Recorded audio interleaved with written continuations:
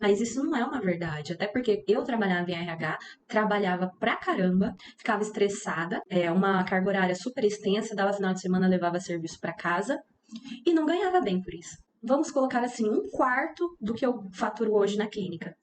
Eu sou a Aline Rivoli, sou psicóloga clínica e ajudo psicólogos e psicólogas como eu a empreender na clínica, faturar até 10 mil por mês, mesmo sendo iniciantes. Então, se você é psicólogo, já me segue e deixa seu like nesse vídeo.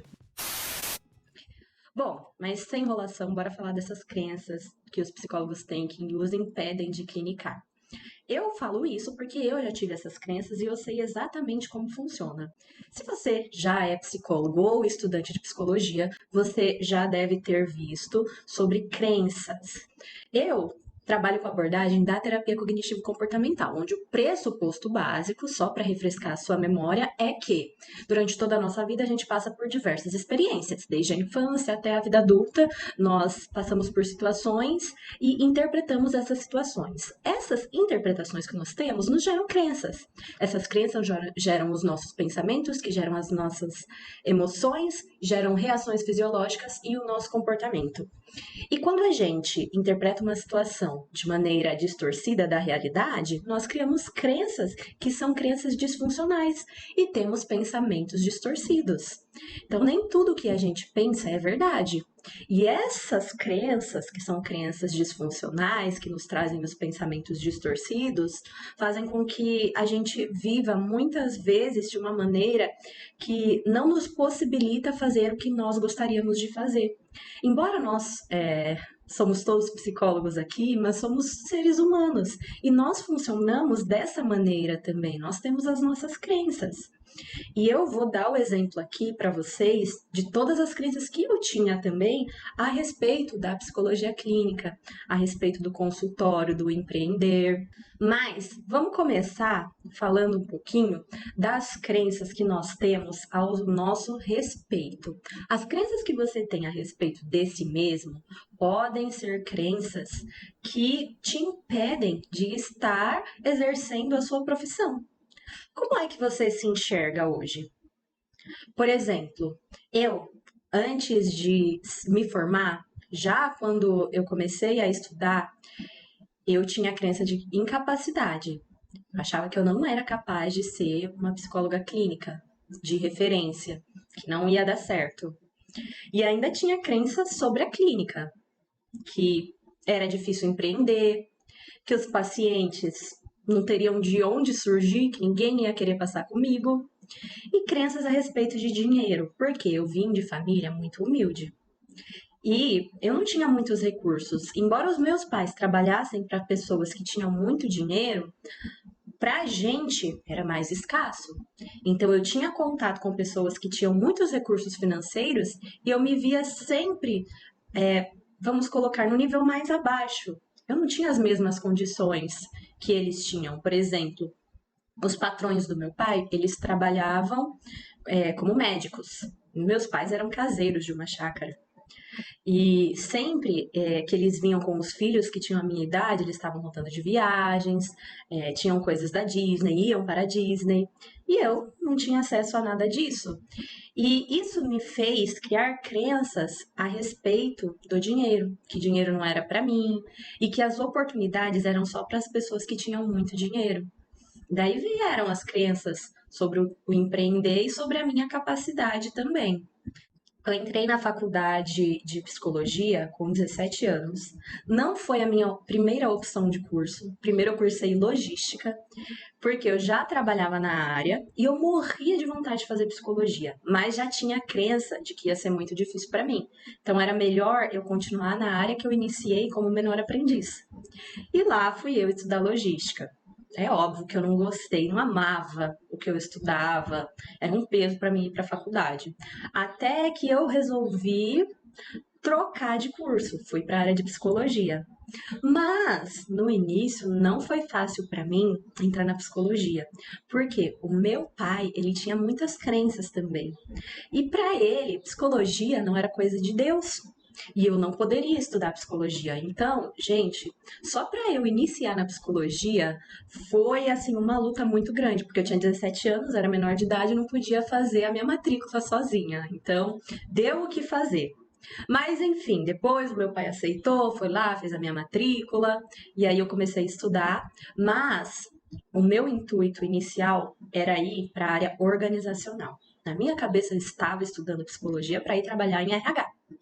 Por quê? Eu adorava ver como as profissionais do RH trabalhavam. Quando eu passava por entrevistas, eu queria ser aquela pessoa, eu queria aplicar testes, entrevistar pessoas, poder contratar pessoas, analisar pessoas. Na minha cabeça, era isso que a RH fazia. Mas inocente eu, né? Porque eu nem imaginava como era realmente trabalhar no RH. E aí, no terceiro ano de faculdade, eu consegui meu primeiro estágio na área de RH. E depois, quando eu estava no penúltimo ano, eu queria só mais um estágio, porque aquele já tinha acabado. E aí, eu fui para trabalhar numa vaga que era de estágio, e recebi uma outra proposta para trabalhar na área de logística que eu já tinha trabalhado e estudado. No estágio eu não ia ganhar nada, na logística eu ia ganhar. O que eu fiz? Resolvi ir para logística. Cheguei na empresa de logística, eles não tinham RH ainda, porque era uma empresa que estava vindo de Minas Gerais para minha cidade. E eles não estavam com a equipe toda montada ainda e não tinha ninguém de RH. E quando eu falei que eu estudava psicologia, eles não me deram um estágio, eles me deram o setor para cuidar. E aí foi onde comecei a me desenvolver na área de RH, que eu não imaginava, porque aí veio folha de pagamento para eu fazer, cartão de ponto, tinha que recolher documentos, mexer em sistema, saber de todas as leis, fazer parte de DP, entregar olerite, atender funcionário. Meu Deus, era tanta coisa que eu não imaginava. E eu ficava pensando, meu Deus, mas eu não aprendi isso na psicologia. Como é que eu queria lidar com pessoas, né? E aí eu passei anos no RH, fui crescendo, fui me desenvolvendo. Inclusive, cheguei, depois de formada, a fazer pós-graduação em gestão de recursos humanos. Só que aquilo não estava me deixando feliz. Eu comecei a adoecer. Eu comecei a ficar doente, eu desenvolvi fibromialgia, comecei a ter dores por todo o meu corpo, depois estava com ansiedade, depois eu comecei a ter crises de pânico por estar naquele ambiente corporativo que cobrava demais e eu estava infeliz. E aí eu comecei a pensar que não tinha valido a pena estudar psicologia. E aí os meus amigos que estudavam comigo, todos se formaram e foram para a área clínica. E eu sempre me achando incapaz, não tinha como. Eles já tinham os pacientes deles, já estavam lá há 2 anos trabalhando na clínica e eu lá no RH sofrendo. Deu 3 anos eles trabalhando na clínica, já tinha se estabelecido e eu lá com todos os meus medos. E nos 5 anos que eu estudei psicologia, muita coisa mudou. Lembra que eu falei para vocês que o meu pai, ele não concordava comigo de eu ser psicóloga? Isso mudou. Ele já tinha orgulho de mim quando eu me formei e ele era o meu maior incentivador para que eu trabalhasse no meu consultório particular. Ele sempre falava: Aline, para de trabalhar para os outros, vai abrir seu consultório. E vocês acham que eu tinha coragem? Uh-uh. Quando eu ouvia isso do meu pai, me dava um gelo tão grande, um medo, que eu ficava brava com ele. Mas não era com ele, era com a situação, porque eu me achava tão incapaz que só de ouvir aquilo mexia comigo, me deixava muito frustrada e eu acabava ficando brava e não queria nem ouvir falar de clínica. E aí, as pessoas perguntavam a minha profissão. Eu até tinha vergonha de falar que eu era psicóloga, porque falava: Ah, eu sou psicóloga. Ah, onde você atende? Eu falava: Não, trabalho em RH. As pessoas faziam aquela cara: Não desmerecendo, mas eu ouvi muito isso. Aí eu já nem queria mais falar que eu era psicóloga. Mas no RH, eu comecei a ter experiências que me faziam ajudar pessoas de uma maneira diferente. Eu comecei a ter esse contato. Depois eu comecei a dar aulas de inglês. No curso que eu entrei, aprendi a falar inglês, depois eu virei professora, e aí sempre tinha apresentação nessas aulas. E quando eu me apresentava, eu falava: Hello, my name is Aline, I am psychologist. Aí, nisso, gente, as pessoas ouviam que eu era psicóloga naquela aula, depois no final tinha um feedback dos alunos para os professores. Eles sempre falavam: Aline, eu amo a sua aula, é uma paz, onde que você atende? Porque você é psicóloga. Aí eu falava: não atendo, porque eu trabalho na área organizacional, trabalho em RH, tal. Mas aquilo começou a virar, assim, uma coisa que parecia que eu tinha que ouvir. eu não me considerava como psicóloga, mas as outras pessoas sim. E de conversar comigo, a forma que eu incentivava eles, eles queriam passar comigo. E nem consultório eu tinha. Aí isso me fez começar a mudar, né? Eu comecei a pensar diferente sobre a psicologia clínica. Com todas aquelas crenças que eu tinha, eu falei, opa, peraí, que pode ser diferente. Aí eu resolvi começar a me posicionar, falar que eu era psicóloga e comecei a postar alguns conteúdos, tá? Me posicionar como psicóloga. Só que eu tive que trabalhar essas crenças antes de tudo, né? Eu comecei a olhar quais eram as crenças que estavam dentro de mim. Eu encontrei um psicólogo que era da terapia cognitivo-comportamental também, que no meu processo começou a me ajudar. E aí eu descobri que eu tinha todas as crenças que eu falei para vocês aqui. Então essas crenças, elas são mais presentes na nossa vida do que a gente imagina. Eu acredito que você já deve ter passado por isso também. Pode ser que existem crenças a respeito de você mesmo, crenças sobre a clínica, crenças sobre os pacientes, sobre dinheiro ou sobre o empreender. E aí hoje, falando dessas crenças que nos limitam, eu gostaria de te fazer uma proposta. Olhe para si e descubra quais as crenças que têm te limitado. E lembre-se que tudo que nós pensamos são verdades absolutas. E as crenças, elas nos paralisam, nos impedem de prosseguir. É como se fosse uma barreira, um muro que está na nossa frente e que a gente não consegue ultrapassar isso. Eu acredito que se você está vendo esse vídeo e tem vontade de clinicar, muitas coisas das que eu falei que eu já passei, você já deve ter passado, já deve ter pensado também. E essas crenças, quando a gente está com elas muito fortes, o que acontece? A gente deixa de fazer o que realmente quer fazer, você deixa de fazer o que você realmente quer fazer, o que você estudou para isso, começa a contar mentiras para você mesmo, começa a contar mentira para os outros também. Como eu contava mentira que eu não queria clinicar. Eu tinha vontade, claro que eu tinha, só não tinha coragem de começar e nem sabia por onde.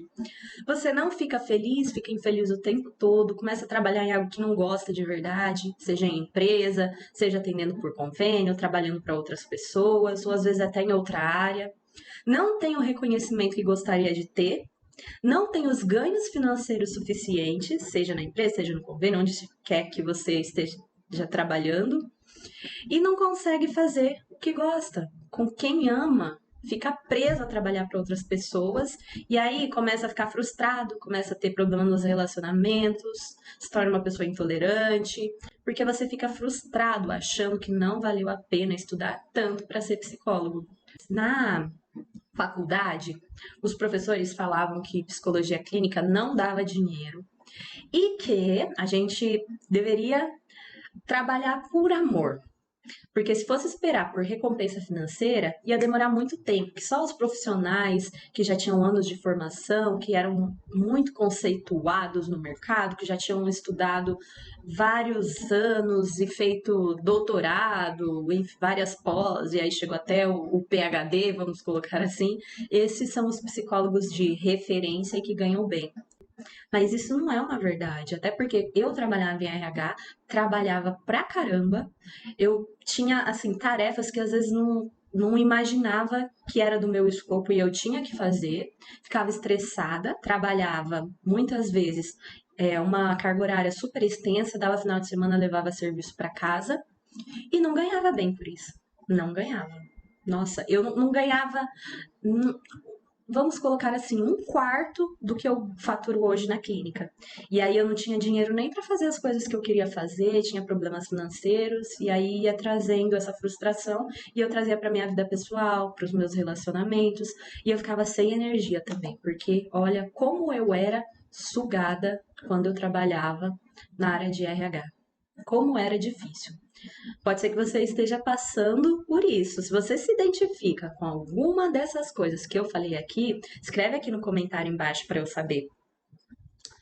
Então, hoje, conversando com vocês sobre esse assunto, eu gostaria realmente de propor que você consiga fazer essa análise, olhar para si, olhar para a sua vida. Qual era o seu projeto de vida quando você se formou? Quais eram as expectativas? Ou se você é estudante, quais são as suas expectativas? Já está chegando aí ao final do seu curso, quando você se formar? Eu já passei pelo que você está passando. E eu sei que é possível mudar isso. Mudando a sua forma de pensar, começando a ter atitudes diferentes, fazendo uma reestruturação cognitiva, que é o que nós chamamos, né, essa mudança aí na terapia cognitivo-comportamental. Não é um caminho fácil, mas é possível sim se consolidar no consultório. Comece trabalhando essas crenças que estão aí enraizadas. Comece a ver dos seus pensamentos quais são verdadeiros, quais não são. E aí você vai começar a pensar diferente e ter atitudes diferentes. Esse é o primeiro passo para você começar a pensar, a iniciar o seu consultório, a ser um psicólogo clínico de sucesso, de referência, que ajude pessoas, mas não só que transforme vidas, mas que tenha um ganho suficiente para você, ganho financeiro, para que você consiga viver da clínica. Existe um passo a passo. Primeiro passo, eu já falei nesse vídeo, quebrar as suas crenças limitantes. Eu não consigo falar tudo aqui num vídeo único, porque senão vai ficar muito extenso, mas eu vou falar mais sobre isso nos próximos vídeos e vou te contar um pouco mais também sobre o caminho que eu trilhei para me consolidar na clínica e te ajudar a fazer isso também. Então, se você gostou desse conteúdo, compartilha com seu amigo psi que ainda não está clinicando no próprio consultório particular. Se ele fatura menos de 10 mil por mês, já compartilha aí com o pessoal que você conhece, continua me seguindo, que nas próximas vão ter mais conteúdos e os próximos passos aí para você começar a se posicionar e ter bastante sucesso como psicólogo clínico. Te vejo na próxima.